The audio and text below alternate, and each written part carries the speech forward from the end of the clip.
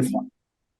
Okay so hi guys, hello everyone. तो आज मेरे साथ है one of the toppers and 706 marks, Varun Jhunjhunwala, a Delhiite student who just cleared his exam with 12th. Yes, so he's a 12th pass student. इसी साल CBSE भी दिया, इसी साल नीट भी दिया और 706 नंबर भी आए हैं। तो बहुत सारे बच्चे बहुत एक्साइटेड होते हैं कि आखिर कैसे मैनेज करते हैं ये बच्चे अपने स्केड्यूल को, अपनी क्लासेस को, ऐसा लास्ट में कैसे रिवाइज करते हैं इतने बड़े वास्ट सिलेबस को। तो यही सारे डाउट्स आज हम क्लियर करेंगे अपने वरुण के साथ। तो वरुण, सबसे पहले कैसा लग रहा है? How are you feeling? काफी अमेजिंग फीलिंग है, अचीवमेंट वाली फीलिंग आ रही है। हम्म। जो बच्चे टॉप करते हैं ना वो अक्सर इतने प्यारे से होते हैं ना कि मतलब अभी वो ना अपनी खुशी एब्जॉर्ब कर रहा है बेसिकली। अच्छा, मुझे एक बात बताओ। जैसे कि बहुत सारे बच्चों का ना एक बड़ा कॉमन डाउट है कि आप लोगों का, कि आप लोग कितने देर पढ़ते हो? लाइक 70 मार्क्स और 720 में बहुत डिफरेंस नहीं है। इट्स ऑलमोस्ट लाइक हाँ, सेम मार्क्स, ठीक है? तो आप जब पढ़ते हो कितने घंटे एक दिन में पढ़ते हो? How many hours? जैसे नॉर्मली तो 10 to 12 आवर्स अ डे, मतलब विद इसके कोचिंग अराउंड ही हो विदाउट जाता है। कोचिंग? विद हाँ जी। Coaching without coaching? कोचिंग के साथ 12 अच्छा। घंटे या विदाउट कोचिंग? नहीं मतलब जिन दिनों जैसे मेरे वीकेंड बैच था, तो हम्म। जिन दिनों कोचिंग नहीं होती थी सेल्फ स्टडी के around 10 to 12 hours. And exam से पहले वो 13 to 14 हो जाते थे, जैसे लास्ट 1 मंथ और 1.5 मंथ। ओके, काफी मतलब कि ऑन एन एवरेज अगर मैं मान के चलूँ तो आपने शुरू से एक चीज मेंटेन की है कि 10 घंटे तो मुझे पढ़ना ही पढ़ना हाँ जी। है ना? ठीक है। यस अच्छा मैम। बेटा, we have physics, we have chemistry, we have biology. तो बच्चों का ना फिजिक्स बहुत वीक होता है। मतलब कि जैसे आपने 10th से जब आप 11th में आए, आपको भी एक शौक लगा होगा कि यार 10th तक इतनी आसान रहती थी हमारी, है ना, बुक्स। और 11th में यस मैम। एकदम से फिजिक्स आ गई, 12th में और ट्रिग्नोमेट्री ये सब भी यूज होनी शुरू हो जाती है आपके न्यूमेरिकल्स में। तो यस मैम। आपने कुछ ऐसा किया कि got advantage as compare to other students in the batch?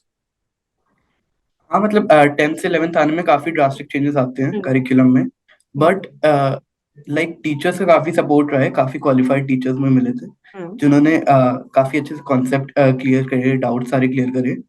तो उसकी वजह से इतना मतलब प्रॉब्लम आई नहीं। जो ड्रास्टिक चेंज हुए 10 to 11th में, इतनी प्रॉब्लम आई नहीं। वो अगर कंसिस्टेंटली स्टडी कर रहे हैं, सेल्फ स्टडी कर रहे हैं एंड क्लासेस रेगुलरली अटेंड कर रहे हैं, तो इसकी वजह से इतनी प्रॉब्लम नहीं आई थी मुझे। अच्छा, जो वेरी करिकुलम चेंज नाइस। हुआ। तो आपने फिजिक्स के लिए कोई ऐसी बुक थी जो आपने रेफर की जब कभी आप अटक जाते थे? मेनली तो एनसीईआरटी ही करी थी। उसको छोड़ के मैंने एचसी वर्मा 12th में रेफर करी थी। ओके, एच सी वर्मा आपने 12th में की थी? हाँ जी। ओके। अच्छा, and how you prepared chemistry? Chemistry में ना अक्सर प्रॉब्लम बच्चों को ऑर्गेनिक के इक्वेशंस में आती है, तो आपका कोई ऐसा तरीका था कि how you memorise these organic chemistry equations? Organic chemistry की जो जैसे लाइक रिएक्शंस हैं, हम्म। वो सिर्फ ना नीट में एनसीईआरटी से आते हैं। तो हाँ। एनसीईआरटी से बाहर जो रिएक्शंस हैं, मेरी ये एडवाइस रहेगी कि उनको पढ़ने का कोई एडवांटेज नहीं होता। हम्म। इस वजह से जो एनसीईआरटी के रिएक्शंस है उन्हीं पे स्टिक रहने से बेनिफिट होगा, हम्म। क्योंकि क्वेश्चंस उसी में से आते हैं। ठीक है। तो हाउ यू प्रैक्टिस देम? मतलब बच्चों को ना रीमर टीमर याद करने में दिक्कत होती है, कॉल्ब्स रिएक्शन, ठीक है, ये सब दिक्कत होती है। तो आपने कोई ऐसा तरीका खोजा physical chemistry, inorganic, organic chemistry का जो आपका एक्सक्लूसिव हो, या यू वर जस्ट कि हाँ टीचर ने पढ़ाया, मैंने अपने कॉन्सेप्ट बनाया और उसके बाद मेरे को याद होना शुरू हो गया, ऐसा था? इट्स लाइक कि जैसे ये कुछ नेम्ड रिएक्शंस हैं, कुछ हाँ। डिफिकल्ट रिएक्शंस हैं। हम्म। इनका अगर मैकेनिज्म पढ़ने से ना हम्म। बेटर ये समझ में आते हैं हम्म। और बेटर ये याद भी रहते हैं। मतलब मैकेनिज्म इन द सेंस कि नीट में नहीं आता है, हम्म। बट उसके मैकेनिज्म पढ़ने से मेमोराइज ज्यादा अच्छे रहते हैं। ओके। क्योंकि वो एक रोट लर्निंग के अलावा वो एक कॉन्सेप्चुअल चीज बन जाती है मैकेनिज्म पढ़ने यस। से। तो सिर्फ ऐसा नहीं है कि आपने एक रिएक्शन उठाया और उसे अपनी शीट पे लिख लिया और वो हो गया, नहीं। रादर हाँ। Then go into mechanism, try to understand कि क्या है, and then you will have more confidence in your organic chemistry, yes ma'am. है ना? ठीक है। Okay, so any book you referred for chemistry? No, no book beyond NCERT and the coaching module. Great. Okay, then we have biology.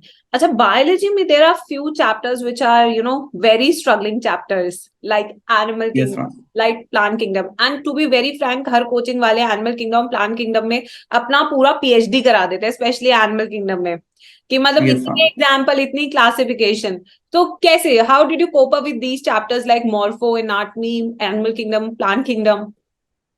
Like 11th में मैंने काफी, जैसे coaching वालों ने बहुत बाहर से पढ़वाया था एनसीईआरटी के, तो वो मैंने पढ़ा था। बट देन 12th में आके रियलाइज हुआ कि नीट में तो देखो सिर्फ एनसीईआरटी से आना है, तो इन सबको रिवाइज करने का कोई एडवांटेज नहीं है। तो सिर्फ एनसीईआरटी में स्टिक रहने से भी मतलब काम चल जाएगा Smart. नीट का। I would say smart in the first attempt. Very smart. Okay, तो आई थिंक यही परम सत्य है कि भाई आपको एनसीईआरटी से ही पढ़ना चाहिए, डोंट गो बियॉन्ड एनसीईआरटी। अच्छा, एक चीज और, एक ना बहुत बड़ी चीज आती है कि जैसे कि आप टेस्ट सीरीज देते हो, अनअकैडमी की टेस्ट सीरीज है, तो वहां भी कई बार क्वेश्चन ना थोड़ा आउट ऑफ सिलेबस भी आता है, मतलब कि आप एनसीईआरटी पढ़ रहे हो animal kingdom, but sometimes there are question which are out of NCERT, उसमें मार्क्स बच्चों के कम आते हैं। तो आपके साथ भी ऐसा Yes. कुछ हुआ है?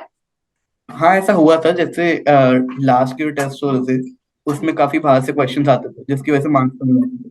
बट देन टीचर्स भी यही एनकरेज करते थे कि डोंट लाइक डिप्रेस्ड कि ये मार्क्स कम आ रहे हैं, हम्म। बल्कि एनसीईआरटी पर ही फोकस करो कि at the end final exam में तो एनसीईआरटी से ही आना है, वहां से बाहर, उसमें बाहर से नहीं। तो हम्म। इस वजह से ऐसे टाइम पे डिप्रेस ना फील करने के अलावा अपने आप को ट्रैक पे रखना चाहिए। हम्म। जो इम्पोर्टेंट है उसे फोकस करना चाहिए। Very nice. अच्छा, वरुण, इतने अच्छे मार्क्स हैं, बट कहते हैं ना कभी ना कभी अप्स एंड डाउन्स आते हैं। आपका कोई ऐसा किस्सा जो आपको याद हो कि जिसने आपको पहले बहुत डिमोटिवेट किया हो, and then you felt like कि नहीं, अब मुझे और ज्यादा मेहनत से करना है, ऐसा कोई किस्सा जो हुआ हो आपके साथ इस जर्नी में? ये 11th क्लास में होता है कि हम्म। फिजिक्स केमिस्ट्री काफी मतलब डिफिकल्ट लगती थी शुरू में। तो it's like you get to questioning your decision कि क्या सही डिसीजन लिया था, क्योंकि सब्जेक्ट सब सही नहीं लगते हम्म। थे। बट देन वही टीचर्स, पेरेंट्स के सपोर्ट एंड मोटिवेशन की वजह से ट्रैक पे आने में हेल्प हुआ। हम्म। एंड सेम चीज लास्ट के 1 मंथ में भी जरूर होती है नीट के, हम्म। कि there is a lot going on, कि तुम्हें रिवीजन भी करना है एंड सारे मॉक टेस्ट भी प्रैक्टिस करने हैं, प्रीवियस ईयर के क्वेश्चन भी करने हैं। तो उसमें काफी ज्यादा लाइक कंफ्यूजन हो जाता है कि क्या चीज पहले करें क्या चीज बाद में करें। तो हम्म। उस टाइम भी ये एंजाइटी बहुत ज्यादा हो जाती है। तो उसको कोप करने के लिए मेरे हिसाब से तो अपनी हॉबीज को थोड़ा टाइम देना चाहिए। जो एब्सोल्युटली। चीज जो चीज अच्छा लगता है करना। हम्म। एंड किसी मतलब ऐसे कंपेनियन के टच में जरूर रहना चाहिए जो कि कंस्टेंटली सपोर्ट एंड मोटिवेट करे। हम्म। तो देखो, वरुण, आपके बैच में भी ऐसे बहुत सारे बच्चे रहे होंगे। देखो, सबके 700 नहीं आते हैं, ठीक है? So what 3 things you would like to tell students कि they are also able to score more than 700 plus? Please can you repeat the question? There is some background noise. Yeah. Okay, I'll repeat my question कि 3 things you would tell to other students कि how you can score 700 plus, आपको ऐसी कौन सी 3 चीजें लगती है कि ये गोल्डन रूल्स है, ये तो करना ही करना है? ठीक है। हम्म। फर्स्टली, हम्म। जितना ज्यादा मॉक टेस्ट प्रैक्टिस करोगे उतना बेटर, लाइक प्रेशर कम होगा नीट के टाइम पर। हम्म। नीट भी फिर एक मॉक टेस्ट की तरह लगने लगेगा, जस्ट अंदर मॉक टेस्ट के begin for 1.5 then. Second tip ये रहेगी कि जो रोट लर्निंग वाले टॉपिक्स हैं हम्म। उनको जितना ज्यादा लाइक रिवाइज करो। एंड एंड में वही चीज रिवाइज करनी चाहिए जो कि लाइक जिसमें तुम स्ट्रगल कर रहे हो थ्रू आउट द जर्नी। जैसे कुछ रोड लर्निंग के टॉपिक्स थे from chemistry hmm. And from biology also, जिनको मैंने लास्ट के 1 एंड 2 वीक्स में रिवाइज किया था। तो हम्म। उस टाइम पे रिवाइज करने पे वो रिटेन बहुत अच्छा रहता है। हम्म। हम्म। सेकेंड टिप ये रहेगी। एंड थर्ड टिप मेरी ये रहेगी कि जो कॉन्सेप्चुअल टॉपिक्स हैं uh, उनको मतलब जैसे अगर एक बार 1 मंथ पहले रिवाइज कर लिया, हम्म। एंड देन जैसे फिजिक्स इज होल कॉन्सेप्चुअल, हम्म। फिर फॉर्मूला की शीट्स बना ली फॉर्मुला फिजिक्स में, शीट। एंड फॉर्मूला शीट्स बना ली, एंड फिजिकल केमिस्ट्री की फॉर्मूला शीट्स बना ली, हम्म। इनऑर्गेनिक केमिस्ट्री के नोट्स बना लिए। तो फिर वही चीजें फिर रिवाइज करने को रह जाती है, फिर से एनसीईआरटी खोलने की जरूरत नहीं पड़ती पूरी। ओके तो बेसिकली जब आप अपने एनसीईआरटी पढ़ते थे तो आप इस सोच से भी पढ़ते थे कि लास्ट में मैं इन सबको रिवाइज कैसे करूंगा, तो you are already pre planning your preparation yes हाँ। योर लास्ट 1 मंथ, है ना? क्योंकि यस आपने फॉर्मूला शीट्स बनाई होंगी, आपने नोट्स बनाए होंगे, इनऑर्गेनिक के ऑर्गेनिक के नेम रिएक्शंस लिखे होंगे। तो I yes I really love this part कि you were pre planning for your last month, you were ready to concise everything so that you can revise in a better way. तो I yes. Think these 3 things are great. अच्छा बस एक last छोटा सा question है कि what hobbies you do आपकी क्या हॉबीज है? हॉबीज एक तो playing badminton and table tennis and listening to music. Great great great. तो आई थिंक बहुत सारी इंसाइट्स हमें मिली from the story of Varun कि भाई प्रेशर आता है लाइफ में, बट अगर अपनों का साथ हो तो उससे आगे भी जाया जा सकता है, you can overcome those yes. Pressure. Then भी हमने देखा कि 10 hours was something which Varun followed every day throughout the preparation phase. Physics chemistry bio चाहे कुछ भी हो, एनसीईआरटी को आपको नहीं छोड़ना है, उसको समझना है जहां समझने की जरूरत है, पढ़ना है जहां पढ़ने की जरूरत है, जहां रटने की जरूरत है उसको बार बार रिवाइज करना है। तो ये एक बहुत बड़ा फैक्ट है कि कुछ टॉपिक्स रटने के लिए होते हैं, जैसे एनिमल किंगडम के एग्जाम्पल्स आप क्या समझोगे, वो रटना ही पड़ेगा at the end of the day.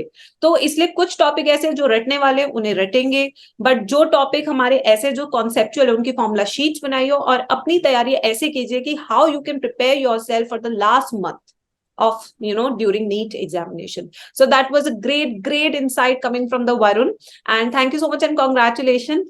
आपके अभी थैंक यू सो ढोल मच। बज रहे थे पीछे, जाइए एंजॉय कीजिए अच्छे से। थैंक यू सो मच बच्चा yes. For joining me. Thank you. Thank you. An academy. Let's crack it.